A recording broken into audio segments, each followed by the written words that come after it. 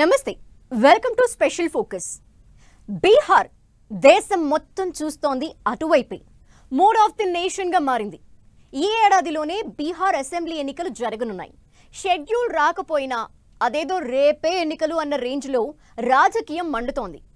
ఎత్తులకు పై ఎత్తులతో politics రంజు మీద కనిపిస్తున్నాయి. అసలు బీహార్లో ఏ పార్టీ వ్యూహాలు ఏంటి? ఎవరి బలం ఎంత? ఎన్నికల్లో ఏ పార్టీకి ఏ అంశం ఆయుధంగా మారబోతోంది? జాతీయ రాజకీయాలని ప్రభావితం చేసే బీహార్ పాలిటిక్స్ లో కనిపిస్తున్న మలుపులేంటి?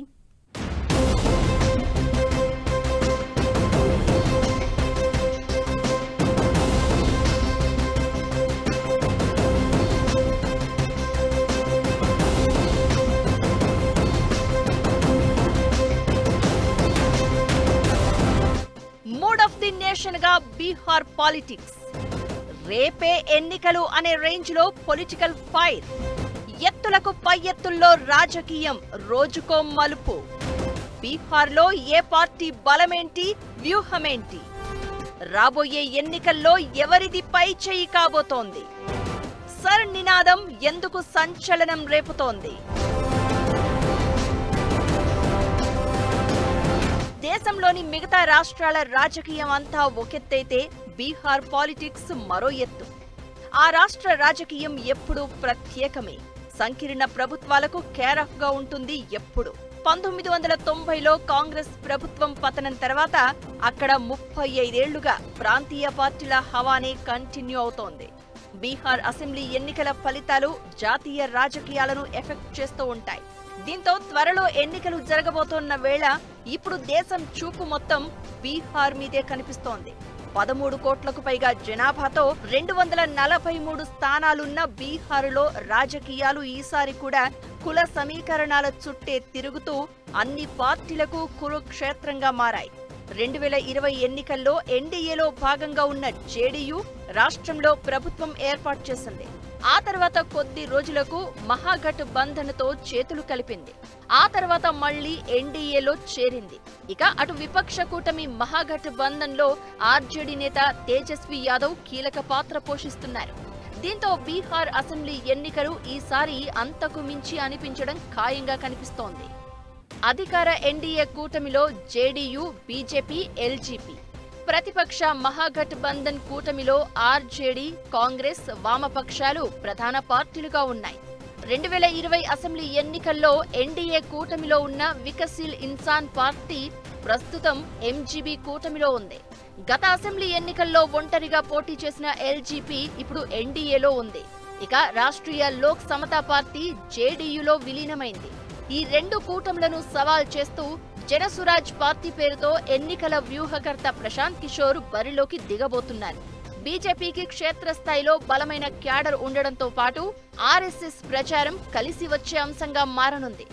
గత ఎన్నికల్లో జేడీయూ 115 స్థానాల్లో పోటీ చేసి 43 స్థానాల్లో గెలవగా, బీజేపీ 110 స్థానాల్లో పోటీ చేసి 74 స్థానాల్లో గెలిచింది.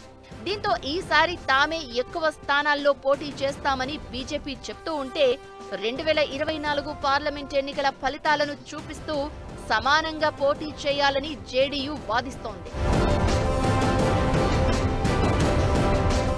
గత లోక్సభ ఎన్నికల్లో బీజేపీ 17, జేడీయూ 16 స్థానాల్లో పోటీ చేయగా ఈ రెండు పార్టీలు చెరో 12 చోట్ల గెలిచాయి. ఎన్డీఏ కూటమికి బీహార్లో ఆశించినంత సానుకూలత కనిపించడం లేదు. చిరాగ్ పాస్వాన్ నేతృత్వంలోని లోక్ జనశక్తి పార్టీ ఒంటరిగా పోటీ చేసేందుకు సిద్ధమవుతున్న వేళ ఎన్డీఏ ఓట్లు చీలిపోయే ఛాన్స్ ఉంది.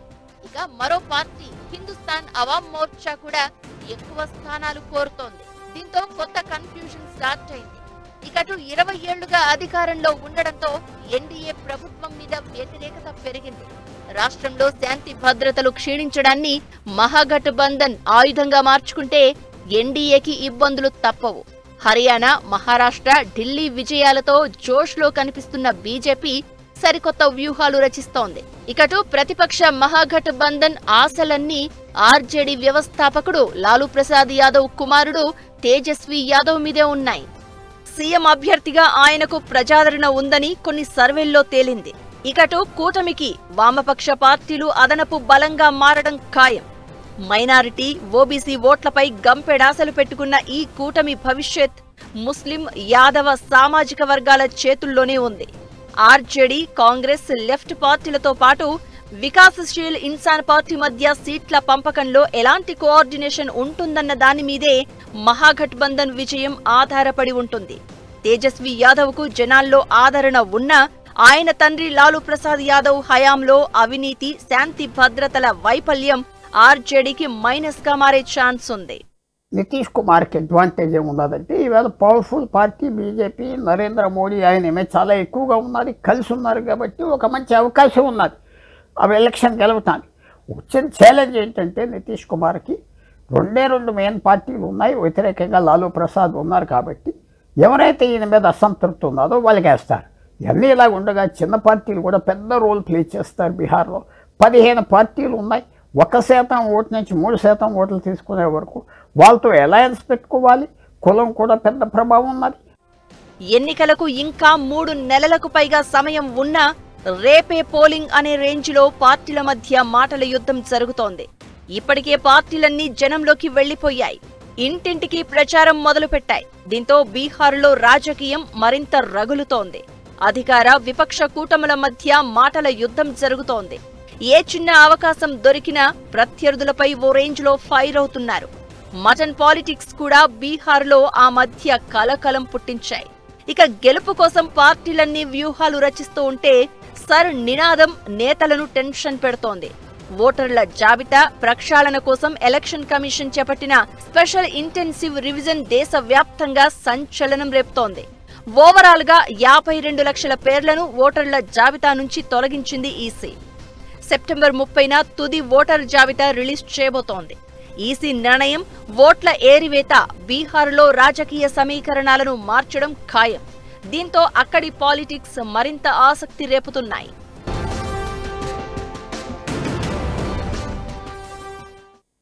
ఎన్నికలు సమీపిస్తున్న వేళ ప్రతి సీన్ క్లైమాక్స్ లా కనిపిస్తోంది బీహార్లో. అసెంబ్లీ ఎలక్షన్ విన్నర్ ని డిసైడ్ చేయబోయే అంశాలేంటి? కుల సమీకరణాలు ఏ రేంజ్ లో ప్రభావం చూపించబోతున్నాయి? నితీష్ కురిపిస్తున్న వరాల జల్లు పార్టీకి ఓట్లని తీసుకొస్తుందా? బీహార్లో ఏ పార్టీకి ఎలాంటి ఓటు బ్యాంక్ ఉంది? ప్రశాంత్ కిషోర్తో పాటు మిగిలిన పార్టీల ప్రభావం ఈ ఎన్నికపై ఎంత? బీహార్లో సరికొత్త సంచలనం చూడబోతున్నామా? నితీష్ వరాల జల్లు ఓట్లు కురిపించేనా? బీహార్లో కుల సమీకరణాలు ఎంత కీలకం? విన్నర్ను డిసైడ్ చేసేది మహిళా ఓటర్లేనా? ఎన్నికల్లో ప్రశాంత్ కిషోర్ పార్టీ ప్రభావం ఎంత? బీహార్లో ఈసారి సంచలనం చూడబోతున్నామా? అసెంబ్లీ ఎన్నికల వేళ నితీష్ సర్కారు జనాలపై వరాల జల్లు కురిపిస్తోంది. యువతతో పాటు మహిళా ఓటర్లను ప్రసన్నం చేసుకునే ప్రయత్నం చేస్తోంది. ప్రభుత్వ ఉద్యోగాలన్నింటిలో మహిళలకు 35% రిజర్వేషన్లు కల్పిస్తున్నట్లు నితీష్ సర్కార్ ప్రకటించింది. యూత్కు సాధికారత కల్పించడానికి బీహార్ యువజన కమిషన్ ఏర్పాటు చేస్తున్నట్లు అనౌన్స్ చేశారు. రాష్ట్రంలో దాదాపు 90% యువ ఓటర్లే. దీంతో యూత్ ను టార్గెట్ చేసుకుని నితీష్ సర్కార్ హామీలు గుప్పిస్తోంది. ఒక్కో వర్గానికి ఒక్కో రకంగా తాయిలాలు ప్రకటిస్తున్న నితీష్ గవర్నమెంట్ జర్నలిస్టుల సంక్షేమానికి నడుం బిగించింది. బీహార్ పత్రకార్ సమ్మాన్ పెన్షన్ పథకం కింద జర్నలిస్టులకు ఇచ్చే 6,000 రూపాయల నెలవారీ పెన్షన్ను 15,000కు పెంచాలని నిర్ణయించింది. ఇకటు కేంద్రం కూడా బీహార్కు వరాల మీద వరాలిస్తోంది. 4 కొత్త అమృత్ భారత్ ట్రైన్లు నడపడంతో పాటు 2,000 కోట్లతో కొత్త ప్రాజెక్టులకు రైల్వే శాఖ గ్రీన్ సిగ్నల్ ఇచ్చింది. మద్య నిషేధం తర్వాత మహిళలంతా నితీష్ కుమార్ ఆర్మీగా మారారు. ఇకటు హామీల విషయంలో మహాగఠబంధన్ కూడా తగ్గేదలే అంటోంది. మహిళలకు ఆర్థిక సహాయం, ఉద్యోగాల కల్పన వాగ్దానాలను అందిస్తోంది. పట్టణ ప్రాంతాల్లో రోడ్లు, విద్యుత్, శాంతి భద్రతల విషయంలో ఎన్డీఏ ప్రభుత్వంపై సంతృప్తి కనిపిస్తోంది.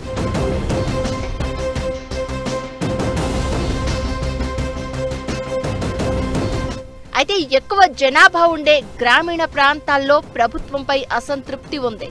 సీమాంచల్, తిరుహుత్ ప్రాంతాల్లో వరదలు వచ్చినప్పుడు, గ్రామీణ ప్రాంతాల్లో వ్యవసాయ సంక్షోభం ఏర్పడినప్పుడు నితీష్ ప్రభుత్వం వ్యవహరించిన తీరుపై జనాల్లో ఆగ్రహం కనిపిస్తోంది.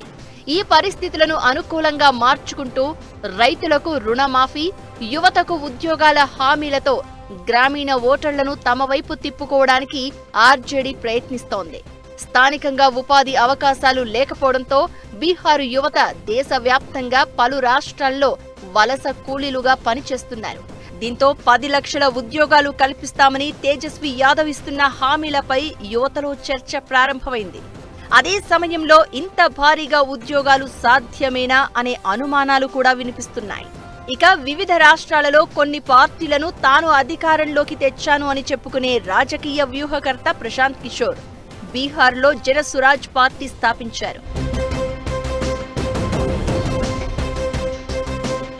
రాష్ట్ర వ్యాప్తంగా ప్రచారం చేస్తాను అని ప్రకటించారు. అధికార ప్రతిపక్ష పార్టీలపై జనాల్లోని అసంతృప్తిని సద్వినియోగం చేసుకోవాలని వ్యూహాలు రూపొందిస్తున్నారు. కులం ప్రస్తావన లేకుండా పారదర్శకమైన పాలనతో రాష్ట్రానికి అభివృద్ధిని అందిస్తాను అని అంటున్నారు. అయితే కులాల చుట్టూ రాజకీయాలు నడిచే బీహారులో ఇది సాధ్యమేనా అనే ప్రశ్నలు వినిపిస్తున్నాయి. పట్టణ ప్రాంతాల్లో మధ్యతరగతి యువత ప్రశాంత్ కిషోర్ పార్టీపై చూపిస్తున్న అభిమానం ఓట్లుగా మారుతుందా లేదా అన్నది $1 మిలియన్ ప్రశ్న. దశాబ్దాలుగా సంప్రదాయ రాజకీయాలకు అలవాటు పడిన బీహార్లో ప్రశాంత్ కిషోర్ పార్టీతో ఇప్పటికిప్పుడు మార్పు కనిపించడం కష్టమే. అయితే ఈ మధ్య జరిగిన 4 అసెంబ్లీ ఉప ఎన్నికల్లో పీకే పార్టీ 10% ఓట్లు సాధించి శుభారంభం చేసింది. అసెంబ్లీ ఎన్నికల నాటికి ప్రశాంత్ కిషోర్ చక్రం తిప్పుతారా? ఆర్జేడీ, జేడీయూ ఓటు బ్యాంకును చీలుస్తారా? అసలు దానికి అవకాశం ఉందా అనే చర్చ కూడా నడుస్తోంది. ఇక బీహార్ రాజకీయం ఎప్పుడూ కుల సమీకరణాల చుట్టే తిరుగుతూ ఉంటుంది. ఈసారి ఎన్నికల్లోనూ ఆ ప్రభావం స్పష్టంగా కనిపించడం ఖాయం. 2023 కుల గణన ప్రకారం బీహార్లో మొత్తం 13.07 కోట్ల జనాభా ఉంది. ఈబీసీలు 36.01, ఓబీసీలు 27.13, ఎస్సీలు 19.65, ఎస్టీలు 1.68%గా ఉన్నారు.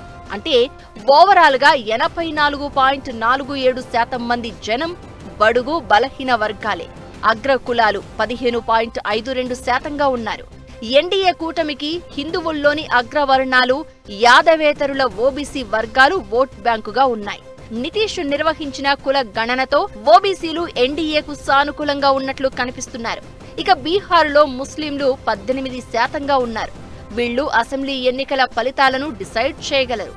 గత అసెంబ్లీ ఎన్నికల్లో 5 స్థానాల్లో గెలిచిన ఎంఐఎం ఈసారి కూడా మైనారిటీ ఓట్లపై ప్రభావం చూపించే అవకాశం ఉంది. ఏమైనా ఎన్నికలు సమీపిస్తున్న వేళ మలుపులు, నేతల దూకుడుతో బీహార్ రాజకీయం థ్రిల్లర్ సినిమాను తలపిస్తోంది.